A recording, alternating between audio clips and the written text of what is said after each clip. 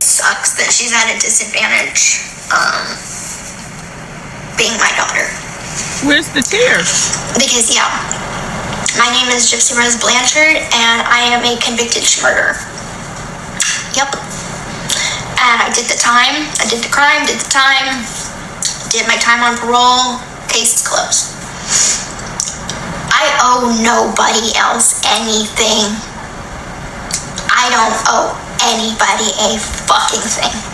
Gypsy Rose really got on live today like she was dropping a mixtape. She said, I did the crime and I did the time. Did my time on parole. Case closed. Girl, that's not bars. That's literally your parole officer's notes.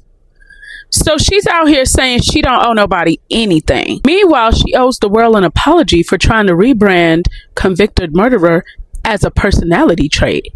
Like, babe, this isn't TED Talk. It's probation karaoke. And the funniest part about this all is she keeps saying case closed. Babe, the only thing closed is Spirit Halloween after October 31st. Because every day since you got out, you've been cosplaying victim, influencer, and a motivational speaker all in one. Let's be real. If this was anybody else on TikTok saying I did the crime, I did the time, and had that same energy, they'd be banned faster than her Cash App got deleted. But Gypsy, she thinks parole is a press tour. Baby, girl, sit down before Netflix drops another documentary called Oops, She Did It Again. Mark Redegros, who's basically Hollywood's defense attorney on speed dial, went off on his podcast, Two Angry Men. Baby, after that decision dropped of the Menendez brothers, he said the board was cherry-picking dumb violations, ignoring decades of rehabilitation. And then he claimed the real tea is the guards were the ones smuggling the phones in and selling them to the inmates, meaning the Menendez brothers were being set up to fail. Baby, I need y'all to drop down below what you think. Now listen, if that's true, it's giving a rigged Monopoly game. You land on the boardwalk, then they say you trespassed. How is that fair? I don't know, y'all. I'm just reporting the news. Y'all let me know what you think. So now both Eric and Lyle have to wait 3 more years to apply for parole again. Meanwhile, Gretigo says this whole thing was never about justice. It was just optics.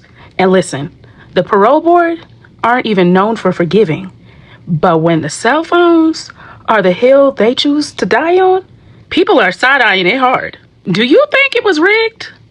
I would love to hear what everybody has to say. So what do y'all think now?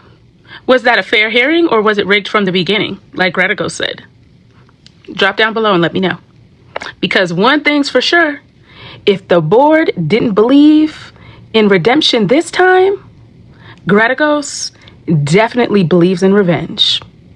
And he's coming for them, okay? He's coming for that system next. I can totally see that. But y'all, stay tuned, stay seated, and stay ready because the tea pouring is giving rigged, reheated, and ready to spill. Let's talk about motive, because a lot of y'all are watching these true crime cases and you're forgetting one crucial thing. Motive is not optional, it's foundational. Motive is why. It's the reason why someone committed a crime in the very first place. And in most trials, especially circumstantial ones, if there's no motive, the prosecution is already on extremely shaky ground. Imagine taking your car to the mechanic and they say something's wrong. We don't know what, and we can't tell you, but here's a $10,000 bill. Wouldn't you just laugh them right out the shop? That's exactly what's happening with the Sarah Grace Patrick case. They're telling us she committed murder. There's no weapon, no confession, no clear motive, and yet somehow this case is moving forward like it makes perfect sense. It's like someone charging for a repair without even popping the hood. No inspection, no diagnosis, just vibes and an invoice. In the justice system, that's not just sloppy, that should be terrifying to every one of us. Her stepdad, a convicted felon, her mom, also a criminal, with a prison record. Okay, now her mother publicly posted on Facebook about being scared of him. And her brother said he thought it was a drug-related death when he heard. The house, the door was ajar. So why is the only person being blamed the one person who has no power to defend themselves? Why is Sarah in confinement and cut off from the outside? Why? Why are investigators isolating her instead of asking her the bigger questions? Why are the people with the motive, the history, and the suspicious behavior not even on radar? And who's actually pointing the finger at Sarah? Who's standing to benefit from her silence? Let's be real. It's giving scapegoat. It's giving keep the mess quiet and pin it on the easiest target. This whole thing smells like a cover-up wrapped in courtroom packaging. And if we allow this to happen, if we let a woman get locked up with no motive, no weapon, and no voice, we are setting a very dangerous precedent. Because if the justice system doesn't need evidence anymore, who's next? If you wouldn't pay a mechanic without proof, why are we letting the system charge Sarah with no motive? We are allowing them to actually give her a bill of her life with no motive. Would you pay that car bill with no reason why your car wasn't working? Hey everybody.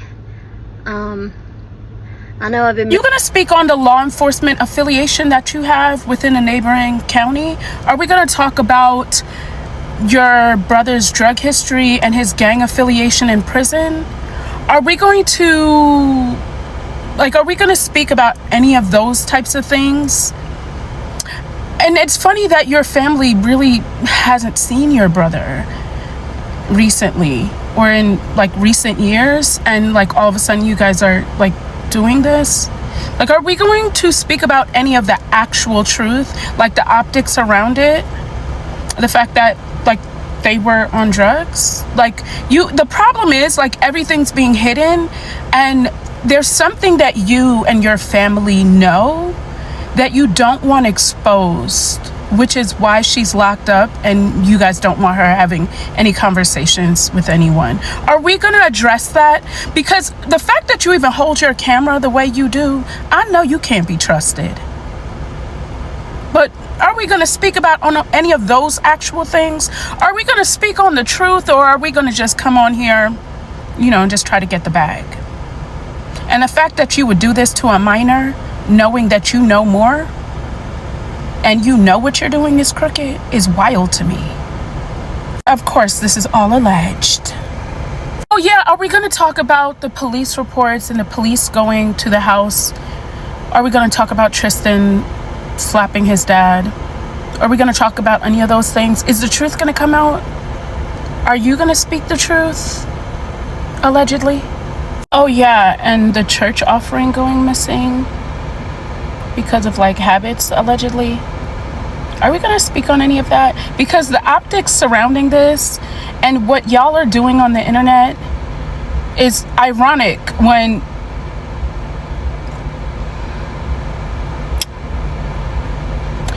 you know what? One thing I don't like is dishonesty. And I'm all about exposing the truth. The truth will come out in this case. And when the public realize what really happened, whatever it is, and I'm pretty sure your family knows the truth, because the optics surrounding this and the facts behind it, it's giving cover up. Yeah, you're giving cover up. Allegedly, of course. Kimberly, I heard you was looking for me, so let's talk about it. Sarah Grace Patrick was accused of killing her mother and stepfather, but somehow the relatives like, Kimberly is coming out the woodworks, posting evidence, spinning stories, doing absolutely the most online. And what are you trying to distract us from? Baby, something's off, and everybody, you gonna want to hear this, okay? Because I got some tea and some receipts that's about to blow your wig cat back. So Kimberly, take a seat so I could clean up your lies, okay? But let's break this all down. Sarah Grace Patrick is 17 years old, and she's been accused of murdering her mother, Kristen Brock, and stepdad, James Brock, okay?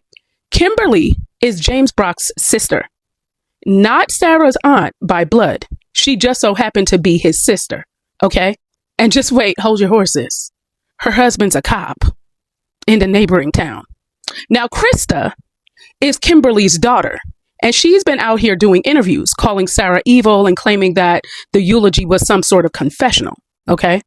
But wait, so now you've got the stepdad side of the family suddenly becoming the loudest voice on social media, pushing a very specific story, that's not suspicious at all, right?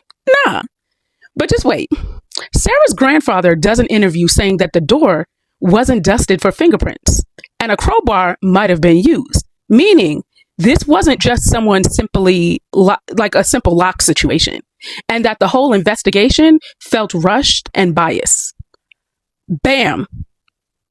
Immediately after that, Kimberly drops a photo of the lock in a Facebook group and sits on there and says, I've been waiting to post this. She wasn't there. She wasn't a part of the investigation. She's not forensics, right? But suddenly she's got a smoking gun. Let's be real. That's not a coincidence. That's a response. She's trying to redirect the attention away from what the grandfather said. Okay? That's what she's trying to do. But you know what? The devil works hard, but child, I work harder. So just wait. Here's what's really wild, y'all. Krista went around saying that Sarah was a monster and that her eulogy was basically a confessional. Then Kimberly swoops in like a CSI agent on Facebook and posts a lock photo. Like it's the ending of a whole conversation. Okay? Ma'am, no, it's not. Because Sarah's grandfather, who knew her and loved her and is directly related to her and the actual victim, is saying that the facts don't line up, that's the voice I'm listening to, not the stepdad sister and the PR parade, okay? But just wait, because there's something fishy going on. And let's get into it, because, baby, I ain't about to tell some tea. And I have a receipt that, baby Kimberly, you're not even ready for me to pull out. So why would Kimberly feel the need to post evidence after the interview aired? Why? Okay. Well, she's not a witness. She wasn't at the scene. Her husband's in law enforcement. So I'm already side-eyeing the possible police bias. Okay.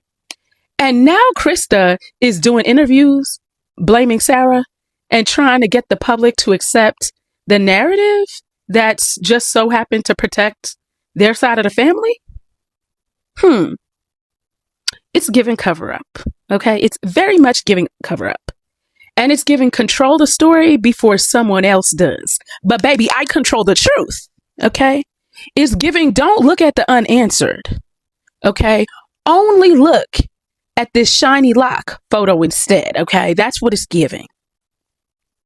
And baby, this receipt's about to get y'all. Okay. Because receipts don't lie. And this is a new screenshot that I'm about to expose.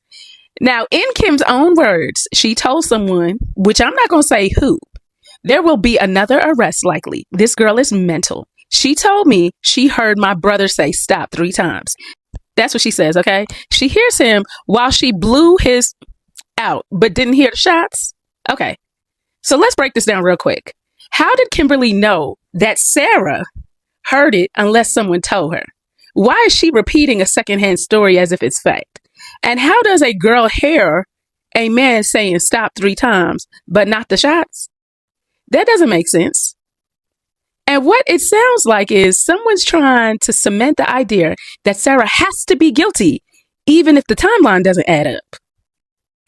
If Sarah Grace Patrick really did this, why is there so much online spin and so little actual evidence being publicly discussed? Why is the stepdad's sister and her daughter suddenly doing interviews, posting evidence and pushing a story when Sarah's own grandfather is saying something totally different? You know what I think? The moment the grandfather started talking, the cleanup crew came out. And now Kimberly and Krista are out here doing the most. But we see you, Bookie. And we're asking, what are y'all trying to hide?